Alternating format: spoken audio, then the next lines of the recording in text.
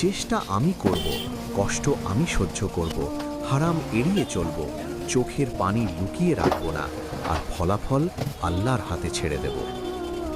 আজ থেকে বহু বহু বছর আগের কথা। সিরিয়ার দিমাশক শহরের পাশ দিয়ে বয়ে যেত বারদা নদী।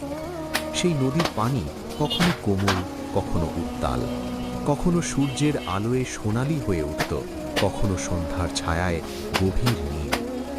নদীর তীর ঘেঁষেছিল একটি ছোট্ট গ্রাম, খায়রাবাদ।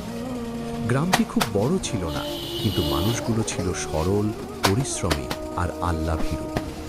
সেই গ্রামেই বাস করত উসমান ইবনে সালেহ। বয়স ৩০-এর কাছাকাছি। পেশায় সে ছিল একজন মাঝি। তার নিজের কোনো বড় সম্পদ ছিল না, বড় জমি ছিল না, বড় ব্যবসা ছিল না। তার একমাত্র ভরসা ছিল একটি কাঠের নৌকা, ২ হাতের পরিশ্রম আর আল্লাহ।